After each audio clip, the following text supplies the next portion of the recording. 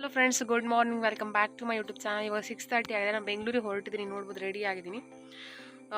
So ಬೆಂಗಳೂರಿಗೆ ಹೋಗ್ತಾ ಇದ್ದೀನಿ. ಬೆಂಗಳೂರು ರೀಚ್ ಆದಮೇಲೆ ನಾನು ನೆಕ್ಸ್ಟ್ ವ್ಲಾಗ್ ಕಂಟಿನ್ಯೂ ಮಾಡ್ತೀನಿ. ಅದಕ್ಕಿಂತ ಮುಂಚೆ ಒಂದು ರೆಸಿಪಿನ ಶೇರ್ ಮಾಡಿದ್ದೀನಿ, ಅದನ್ನು ನೋಡ್ಕೊಂಬನ್ನಿ. ಹಾಗೆ ಪ್ಯಾಕಿಂಗ್ ಯಾವ ರೀತಿ ಮಾಡಿದೆ ಅನ್ನೋದನ್ನು ಕೂಡ ಶೇರ್ ಮಾಡಿದ್ದೀನಿ, ನೋಡ್ಕೊಂಬನ್ನಿ. ಇವತ್ತಿನ ವಿಡಿಯೋ ಇಷ್ಟ ಆದರೆ ಲೈಕ್ ಮಾಡಿ, ಶೇರ್ ಮಾಡಿ, ಹಾಗೆಯೇ ಕಮೆಂಟ್ ಮಾಡಿ. ಬನ್ನಿ ಹೊರಡೋಣ. ಲಗೇಜ್ ಎಲ್ಲನೂ ಕೂಡ ರೆಡಿಯಾಗಿ ನನ್ನ ಅಪ್ಪ ತೊಗೊಂಡು ಹೋಗಿದ್ದಾರೆ. ಸೊ ಹೊರಡೋಣ, ನೋಡೋಣ ಯಾವ ರೀತಿ ಆಗುತ್ತೆ. ಸೊ ಇಲ್ಲಿ ಬಂದು ಪ್ಯಾಕಿಂಗ್ ಮಾಡ್ತಾ ಇದ್ದೀವಿ ಬೆಂಗಳೂರು ಹೊರಡೋದಕ್ಕೆ. ಬರೋವಾಗ ಒಂದು ಸ್ವಲ್ಪ ಇದ್ರೆ ವಾಪಸ್ ಹೋಗುವಾಗ ಇಷ್ಟ ಆಗುತ್ತೆ. ಸೊ ಈ ಸಲ ಬೆಂಗಳೂರಿಗೆ ಒಂದು ಸ್ಪೆಷಲ್ ವ್ಯಕ್ತಿ ಬರ್ತಾ ಇದ್ದಾರೆ. ಅದು ಯಾರು ಅಲ್ಲ, ನನ್ನ ತಂಗಿ ಬರ್ತಾ ಇದ್ದಾಳೆ. ಸೊ ಹಾಗಾಗಿ ಇಡೀ ಮಂಚದ ಮೇಲೆ ಎಲ್ಲನೂ ಕೂಡ ಬಟ್ಟೆನ ಹರಡಿಟ್ಟಿದ್ದೀವಿ. ಸೊ ಮಕ್ಕಳಿರೋವಾಗ ಬಟ್ಟೆಗಳು ಜಾಸ್ತಿ ಬೇಕಾಗುತ್ತೆ. ಸೊ ಹಾಗಾಗಿ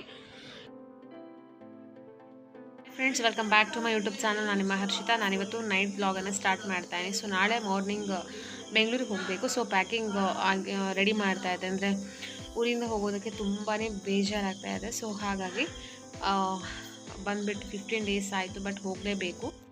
ಇಲ್ಲಿ ನೋಡ್ಬೋದು ಎಲ್ಲ ಪ್ಯಾಕಿಂಗ್ ಆಗಿ ನೆಕ್ಸ್ಟ್ ಡೇ ಹಾಕೋದಕ್ಕೆ ಮಾತ್ರ ತೆಗೆದಿಟ್ಟಿದ್ದೀನಿ ಬಟ್ಟೆ. ಅದ್ರ ಜೊತೆಗೆ ವಾಟರ್ ಬಾಟ್ಲು ಕೂಡ ಬೇಕಾಗುತ್ತೆ. ಸೊ ವಾಟರ್ ಬಾಟ್ಲಿಗೂ ಕೂಡ ಎಲ್ಲ ತುಂಬಿಸಿಟ್ಟಿದ್ದೀನಿ. ಅದ್ರ ಜೊತೆಗೆ ಕರಿಬೇವನ್ನು ಕೂಡ ತೊಗೊಂಡು ಹೋಗ್ತಾ ಇದ್ದೀನಿ. ಹಾಗೆಯೇ ಇಲ್ಲಿ ಪ್ಯಾಕಿಂಗ್ ರೆಡಿ ಆಗಿದೆ. ಸೊ ಒಂದು ಹ್ಯಾಂಡ್ ಬ್ಯಾಗ್ ಇದೆ, ಒಂದು ವಾಟರ್ ಬಾಟ್ಲ್ ಇದೆ, ನನ್ನ ತಂಗಿದ ಬ್ಯಾಗ್ ಕೂಡ ರೆಡಿ ಆಗಿದೆ. ಹಾಯ್ ಫ್ರೆಂಡ್ಸ್, ಇವಾಗ ಧರ್ಮಸ್ಥಳ ರೀಚ್ ಆಗಿದ್ದೀವಿ. ಇದು ಬಂದು ಧರ್ಮಸ್ಥಳ, ನೋಡ್ಬೋದು. ಇದು ಬಂದು ಗೇಟ್ ಇದೆ. ಇಲ್ಲಿಂದ ಬೇರೆ ಬಸ್ಸಲ್ಲಿ ಬೆಂಗಳೂರಿಗೆ ಹೋಗಬೇಕು. ಸೊ ಕಾರು ಈ ಸಲ ಕೂಡ ಊರಲ್ಲೇ ಇದೆ. ನೆಕ್ಸ್ಟ್ ಮಂತ್ ಮದುವೆ ಇದೆ. ಸೊ ಹಾಗಾಗಿ ಕಾರನ್ನ ಊರಲ್ಲೇ ಬಿಟ್ಟು ಬಂದಿದ್ದೀನಿ. ಇದು ಬಂದು ಧರ್ಮಸ್ಥಳ. ಹಾಗೆಯೇ ಮುಂದೆ ಹೋಗ್ತಾ ಇಲ್ಲಿ ನೋಡಬಹುದು, ತುಂಬ ಚೆನ್ನಾಗಿರುವಂತಹ ವ್ಯೂ ಇನ್ನು ನಿಮಗೆ ನೋಡಲಿಕ್ಕೆ ಸಿಗುತ್ತೆ. ಇಲ್ಲೊಂದು ನದಿ ಇದೆ, ನೋಡಬಹುದು. ಇದು ಬಂದು ಅಂದರೆ ಶಿರಾಡಿ ಘಾಟ್ ಮೇಲೆ ಹೋಗೋಕ್ಕೂ ಸಿಗುತ್ತೆ. ಸೊ ಇಲ್ಲಿ ತುಂಬ ಅಂದರೆ ತುಂಬಾ ಕರ್ವ್ಸ್ ಎಲ್ಲನೂ ಕೂಡ ಇದೆ. ಅಲ್ಲಿ ನೋಡ್ತಾ ಇರ್ಬೋದು, ತುಂಬಾ ಗ್ರೀನರಿ ಚೆನ್ನಾಗಿದೆ. ಸೊ ಇದು ಬಂದು ಘಾಟ್, ಅಂದರೆ ಶಿರಾಡಿ ಹತ್ರ ಘಾಟ್ ಸಿಗುತ್ತೆ ಅಲ್ವಾ. ಇದು ಬಂದು ಗುಂಡ್ಯದಿಂದ ಹಿಂದೆ ಬರುವಂಥದ್ದು ಪ್ಲೇಸ್ ಇದು. ಹಾಗೆಯೇ ನಾನಿವತ್ತು ಒಂದು ರೆಸಿಪಿಯನ್ನು ಶೇರ್ ಮಾಡ್ಕೊಳ್ತಾ ಇದ್ದೀನಿ. ತುಂಬಾ ಚೆನ್ನಾಗಾಗುತ್ತೆ, ಕ್ವಿಕ್ಕಾಗಿ ಇದನ್ನು ಮಾಡ್ಕೊಬೋದು. ಸೊ ಇಲ್ಲಿ ನೀವು ನೋಡ್ತಾ ಇರ್ಬೋದು, ಅಂದರೆ ಇಲ್ಲಿ ನಾನಿವತ್ತು ಅಕ್ಕಿಯನ್ನು ಬಳಸ್ಬಿಟ್ಟು ಅದರಿಂದ ಚಿತ್ರಾನ್ನ ಅಥವಾ ಸಜ್ಜಿಗೆ ಅಂತಲೂ ಯಾವ ರೀತಿ ಮಾಡೋದು ಅಂತ ತೋರಿಸ್ತಾ ಇದ್ದೀನಿ. ಇಲ್ಲಿ ಒಂದು 2 ಮೀಡಿಯಮ್ ಸೈಜ್ ಇದು ನೀರುಳ್ಳಿನ ಕಟ್ ಮಾಡಿದ್ದೀನಿ. ಹಾಗೆ ಒಂದು 2 ರಿಂದ 3 ಹಸಿಮೆಣಸು, ಹಾಗೆಯೇ ಕರಿಬೇವನ್ನು ಕೂಡ ತೊಗೊಂಡಿದ್ದೀನಿ. ತುಂಬ ಚೆನ್ನಾಗಿರೋಂಥ ಕರಿಬೇವಿದು. ಯಾವ ರೀತಿ ಮಾಡೋದು ಅಂತ ತೋರಿಸ್ತೀನಿ. ಇವಾಗ ಇಲ್ಲಿ 2 ಲೋಟದಷ್ಟು ಇದರಲ್ಲಿ ಅಕ್ಕಿಯನ್ನು ತೊಗೊಂಡಿದ್ದೀನಿ. ಸೊ ಅಂದರೆ 1/4 kg ಅಂತಲೇ ಹೇಳ್ಬೋದು. ಹಾಗೆಯೇ ಇಲ್ಲಿ ಇದನ್ನು ಕಟ್ ಮಾಡಿ ಇಟ್ಕೊಂಡಿದ್ದೀನಿ. ಇವಾಗ ಒಂದು ಕುಕ್ಕರನ್ನು ಇಟ್ಕೊಂಡಿದ್ದೀನಿ. ಕುಕ್ಕರ್ಗೆ ಇವಾಗ ಒಂದು 2 ರಿಂದ 3 ಟೇಬಲ್ ಸ್ಪೂನ್ ಆಗುವಷ್ಟು ತೆಂಗಿನೆಣ್ಣೆನ ಹಾಕ್ಕೊಳ್ತಾ ಇದ್ದೀನಿ. ಹಾಗೆಯೇ ಇದಕ್ಕೆ ಸ್ವಲ್ಪ ಇದು ಬಿಸಿ ಆಗ್ತಾ ಇದ್ದ ಹಾಗೆ ನಾನು ಇದಕ್ಕೆ ಫಸ್ಟು ಸಾಸಿವೆನ ಹಾಕ್ಕೊಳ್ತಾ ಇದ್ದೀನಿ. ಸೊ ಇದನ್ನು ನೀವು ಕ್ವಿಕ್ಕಾಗಿ ಮಾಡ್ಕೊಬೋದು. ಚಿತ್ರಾನ್ನ ಅಥವಾ ಉಪ್ಪಿಟ್ಟು ಅಂತ ಹೇಳ್ತೀವಿ, ಅಂದರೆ ಅಕ್ಕಿದು ಉಪ್ಪಿಟ್ಟು ಅಂತಲೇ ಹೇಳ್ಬೋದು. ಇದಕ್ಕೆ 1 ಟೇಬಲ್ ಸ್ಪೂನ್ ಸಾಸಿವೆ ಹಾಕಿದ್ಮೇಲೆ 1 ಟೇಬಲ್ ಸ್ಪೂನ್ ಆಗುವಷ್ಟು ಉದ್ದಿನಬೇಳೆನ ಕೂಡ ಹಾಕ್ಕೊಳ್ತಾ ಇದ್ದೀನಿ. ಸೊ ಇದು ತುಂಬ ಚೆನ್ನಾಗಾಗುತ್ತೆ. ಈವ್ನಿಂಗ್ ಬ್ರೇಕ್ಫಾಸ್ಟ್ ಅಥವಾ ಮಾರ್ನಿಂಗ್ ಬ್ರೇಕ್ಫಾಸ್ಟಿಗೆ ಮಾಡ್ಕೊಬೋದು. ನನಗಂತೂ ನಿಜವಾಗ್ಲೂ ತುಂಬ ಇಷ್ಟ. ಅಕ್ಕಿದು ಸಜ್ಜಿಗೆ ಅಂತಲೇ ಹೇಳೋದು ನಾವು, ಅದು ತುಂಬಾ ಇಷ್ಟ. ಸೊ ಇದನ್ನು ಸ್ವಲ್ಪ ಲೈಟಾಗಿ ಈ ರೀತಿ ಫ್ರೈ ಮಾಡ್ಕೊಳ್ತಾ ಇದ್ದೀನಿ. ಹಾಗೆಯೇ ಇದು ಇವಾಗ ಏನಂದರೆ ಸಾಸಿವೆ ಎಲ್ಲ ಹಾಕಿರೋದ್ರಿಂದ ತುಂಬ ಚೆನ್ನಾಗಿದ್ದು ಏನಂದರೆ ಚಿಟಾಪಟ ಅಂತ ಹೇಳಬೇಕು. ಹಾಗೆಯೇ ಇದಕ್ಕೆ ಇವಾಗ ಮೆಣಸನ್ನು ಕೂಡ ಹಾಕ್ಕೊಳ್ತಾ ಇದ್ದೀನಿ. ಅಂದರೆ ಒಣ ಮೆಣಸನ್ನು ಈ ರೀತಿಯೇ ಹಾಕ್ಕೊಳ್ತಾ ಇದ್ದೀನಿ. ಇದರ ತೊಟ್ಟೆ ಹೇಳ್ತೀವಲ್ಲ, ಅದನ್ನು ತೆಗಿತಾ ಇಲ್ಲ. 4 ಹಾಕ್ಕೊಳ್ತಾ ಇದ್ದೀನಿ. ತುಂಬ ಚೆನ್ನಾಗಿ ಟೇಸ್ಟ್ ಆಗುತ್ತೆ ಅಂತ ಹಾಕೊಂಬಿಟ್ಟು ಒಮ್ಮೆ ಫ್ರೈ ಮಾಡ್ಕೊಳ್ತಾ ಇದ್ದೀನಿ. ಫ್ರೈ ಮಾಡಿಕೊಂಡು ಆದಮೇಲೆ ನಾನಿಲ್ಲಿ ಕರಿಬೇವನ್ನು ಹಾಕ್ಕೊಳ್ತಾ ಇದ್ದೀನಿ. ಒಂದು 4 ರಿಂದ 5 ಕರಿಬೇವು, ಅಂದರೆ ಫುಲ್ ಹಾಗೆಯೇ ಬಿಡಿಸಿ ಹಾಕ್ಕೊಳ್ತಾ ಇಲ್ಲ. ಯಾಕಂದರೆ ಹಾಗೆಯೇ ಹಾಕೋದ್ರಿಂದ ತುಂಬ ಚೆನ್ನಾಗಿ ಸ್ಮೆಲ್ ತುಂಬ ಚೆನ್ನಾಗಿ ಬರುತ್ತೆ. ಪರಿಮಳ ಅಂದರೆ ಪರಿಮಳ ಇರುತ್ತೆ. ಅದರ ಏನಿದೆ ನೋಡಿ, ನಾವು ಕರಿಬೇವನ್ನು ಏನು ಮಾಡ್ತೀವಿ, ತೆಗಿತೀವಲ್ವ, ಆ ಒಂದು ಇದಿದೆ ಅಲ್ವ, ಕೋಲ್ ಥರ, ಅದರಲ್ಲಿ ತುಂಬ ಸ್ಮೆಲ್ ಇರುತ್ತೆ, ಪರಿಮಳ ಇರುತ್ತೆ. ಇವಾಗ ಹಸಿಮೆಣಸು ಮತ್ತು ನೀರುಳ್ಳಿಯನ್ನು ಕೂಡ ಹಾಕ್ಕೊಂಡು ಚೆನ್ನಾಗಿ ಫ್ರೈ ಮಾಡ್ಕೊಳ್ತಾ ಇದ್ದೀನಿ. ಹಸಿಮೆಣಸು ನಿಮಗೆ ಎಷ್ಟು ಖಾರ ಬೇಕೋ ಅಷ್ಟು ಖಾರ ತಗೊಳ್ಳಿ. ಇವಾಗ ಎಲ್ಲ ಕೂಡ ಹಾಕ್ಕೊಳ್ತಾ ಇದ್ದೀನಿ. ಹಾಕೊಂಡ್ಬಿಟ್ಟು ಒಮ್ಮೆ ಚೆನ್ನಾಗಿ ನೀಟಾಗಿ ಫ್ರೈ ಮಾಡ್ಕೊತೀನಿ. ಯಾಕಂದರೆ ನೀರುಳ್ಳಿಯಲ್ಲಿ ಹಸಿ ವಾಸನೆ ಇರುತ್ತೆ ಅಲ್ವಾ, ಸೊ ಅದು ಹೋಗಬೇಕು. ಅದಕ್ಕೋಸ್ಕರ ನೀಟಾಗಿ ಒಮ್ಮೆ ಇದನ್ನು ಚೆನ್ನಾಗಿ ಫ್ರೈ ಮಾಡ್ಕೊತೀನಿ. ಅಂದರೆ ಡೀಪಾಗಿ ಫ್ರೈ ಮಾಡ್ಕೊಳ್ಳೋಂಥ ಅವಶ್ಯಕತೆ ಇಲ್ಲ, ಯಾಕಂದರೆ ಇದನ್ನು ನಾವು ಬೇಯಿಸ್ತೀವಲ್ವ. ಸೊ ಅದಕ್ಕೋಸ್ಕರ ತುಂಬ ಘಮ ಘಮ ಬರ್ತಾ ಇದೆ. ಯಾಕಂದರೆ ನಾವು ಕರಿಬೇವನ್ನು ಹಾಕಿದ್ದೀವಲ್ವ, ಅದಕ್ಕೋಸ್ಕರ ನಾವಿಲ್ಲಿ ಹಾಗೆಯೇ ಕರಿಬೇವನ್ನು ಹಾಕಿರೋದು, ಅದಕ್ಕೋಸ್ಕರ ತುಂಬ ಚೆನ್ನಾಗಿ ಸ್ಮೆಲ್ ಬರ್ತಾ ಇದೆ. ಇವಾಗ ನಾನಿಲ್ಲಿ ಚೆನ್ನಾಗಿ ವಾಶ್ ಮಾಡಿ ಅಕ್ಕಿಯನ್ನು ತೊಗೊಂಡಿದ್ದೀನಿ. ಒಂದು 2 ಲೋಟದಷ್ಟು ಅಕ್ಕಿಯನ್ನು ತೊಗೊಂಡಿದ್ದೀನಿ. ಇದಕ್ಕೆ 2 ಲೋಟಕ್ಕೆ 4 ಗ್ಲಾಸ್ನಷ್ಟು, ಯಾವ ಲೋಟದಲ್ಲಿ ತೊಗೊಂಡಿರೋ ಅದರ 1 ಗ್ಲಾಸ್ ತೊಗೊಂಡ್ರೆ 2 ಗ್ಲಾಸ್, ಅದರ 1 ಪಟ್ಟು ಹೆಚ್ಚು ತೊಗೊಬೇಕು. ಹಾಗೆಯೇ ಸ್ವಲ್ಪ ಬೆಲ್ಲ, ರುಚಿಗೆ ತಕ್ಕಷ್ಟು ಬೆಲ್ಲ. ಸೊ ಬೆಲ್ಲ ಹಾಕೋದ್ರಿಂದ ತುಂಬ ಚೆನ್ನಾಗಾಗುತ್ತೆ. ಸೊ ಇದನ್ನು ಎಲ್ಲ ಹಾಕ್ಕೊಂಡು, ನೀರೆಲ್ಲ ಹಾಕ್ಕೊಂಡು ಆದಮೇಲೆ ಬೆಲ್ಲ ಹಾಕ್ಕೊಂಡು ಸ್ವಲ್ಪ ಒಮ್ಮೆ ಲೈಟಾಗಿ ಇದನ್ನು ಮಿಕ್ಸ್ ಮಾಡ್ಕೋತಾ ಇದ್ದೀನಿ. ಇವಾಗ ಇದಕ್ಕೆ ಉಪ್ಪು ಕೂಡ ಹಾಕ್ಕೊಳ್ಬೇಕು. ರುಚಿಗೆ ತಕ್ಕಷ್ಟು ಉಪ್ಪನ್ನು ಕೂಡ ಸೇರಿಸ್ಕೊಳ್ತಾ ಇದ್ದೀನಿ. ನಾನಿಲ್ಲಿ ಬಂದು ಕಲ್ಲುಪ್ಪನ್ನು ತೊಗೊಂಡಿದ್ದೀನಿ. ನೀವು ಬೇಕಾದ್ರೆ ಹುಡಿ ಉಪ್ಪನ್ನು ಕೂಡ ಮಾಡ್ಬೋದು, ಹಾಕ್ಕೊಬೋದು. ಇದನ್ನು ಇವಾಗ 3 ವಿಜಿಲ್ ಬರೋ ತನಕ ಕುಗ್ಗಿಸ್ಬೇಕು.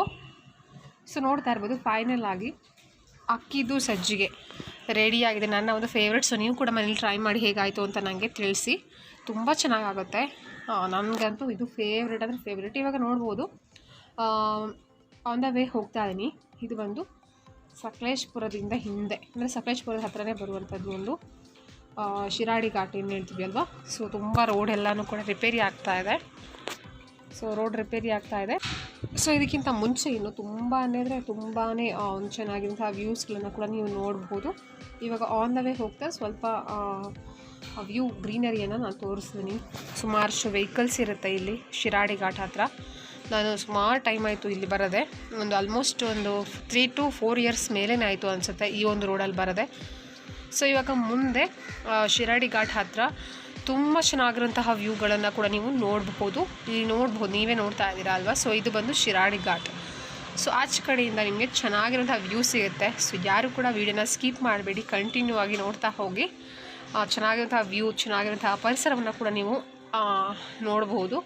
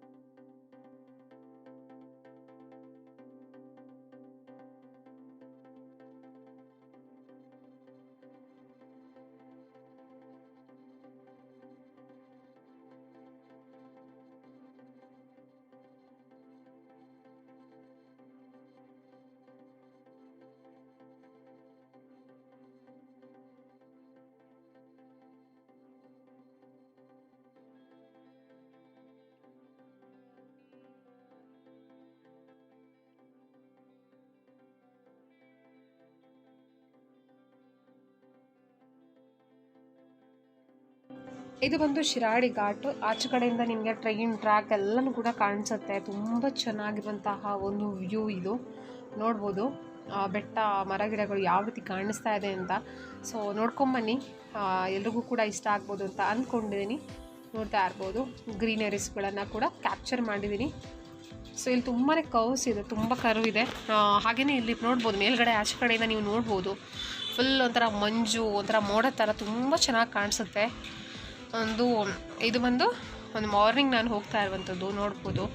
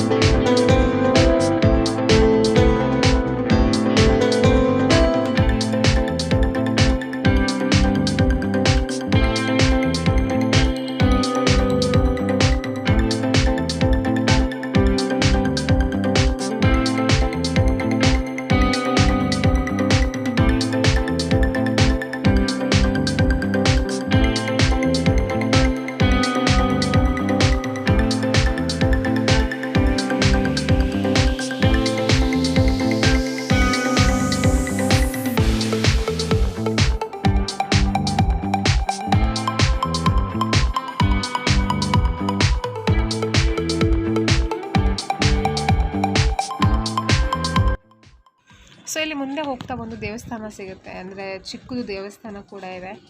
ಸೊ ದೇವಸ್ಥಾನ ಆಮೇಲೆ ಈ ಒಂದು ನೇಚರು ಇದನ್ನೆಲ್ಲ ನೋಡೋದಕ್ಕೆ ತುಂಬ ಖುಷಿಯಾಗುತ್ತೆ. ಇಲ್ಲಿ ನೋಡ್ಬೋದು, ಇಲ್ಲಿ ಆಚೆ ಸ್ವಲ್ಪ ಹಿಂದ್ಗಡೆ ಬಂದರೆ ಇಲ್ಲಿ ಟ್ರೈನ್ ಟ್ರ್ಯಾಕ್ ಕೂಡ ಇದೆ. ಟ್ರೈನಲ್ಲಿ ಬರೋವಾಗ ಫಾಲ್ಸ್ ಎಲ್ಲ ನೋಡೋಕ್ಕೆ ತುಂಬ ಚೆನ್ನಾಗಾಗುತ್ತೆ. ಇಲ್ಲಿ ಒಂದು ದೇವಸ್ಥಾನ ನೋಡ್ಬೋದು, ಪುಟ್ಟ ದೇವಸ್ಥಾನ. ಮನೆಗೆ ರೀಚ್ ಆದಮೇಲೆ ಮತ್ತೆ ವ್ಲಾಗನ್ನು ಕಂಟಿನ್ಯೂ ಮಾಡ್ತೀನಿ. Friends, welcome back to my vlog. ಇವಾಗ ಮನೆಗೆ ರೀಚ್ ಆಗಿದ್ದೀನಿ. ಸೊ ಟೈಮ್ ಬಂದು 6:30 ಆಗಿದೆ. ಫುಲ್ ಮನೆಯೆಲ್ಲ ಗಲೀಜಾಗ್ಬಿಟ್ಟಿದೆ. ನಾನು ನೆಕ್ಸ್ಟ್ ವ್ಲಾಗನ್ನು ಇಲ್ಲಿಗೆ ಎಂಡ್ ಮಾಡ್ತಾ ಇದ್ದೀನಿ. ಈ ವಿಡಿಯೋ ಇಷ್ಟ ಆದರೆ ಲೈಕ್ ಮಾಡಿ, ಶೇರ್ ಮಾಡಿ, ಹಾಗೆಯೇ ಕಮೆಂಟ್ ಮಾಡಿ. ಇನ್ನು ಹೆಚ್ಚಿನ ವೀಡಿಯೋಗಳಿಗೆ ನನ್ನ ಚಾನಲ್ ಸಬ್ಸ್ಕ್ರೈಬ್ ಮಾಡ್ಕೊಳ್ಳಿ. ಮತ್ತೆ ಮುಂದಿನ ಹೊಸ ವಿಡಿಯೋಸ್ ನಿಮ್ಮನ್ನ ಭೇಟಿ ಆಗ್ತೀನಿ. ಅಲ್ಲಿವರೆಗೂ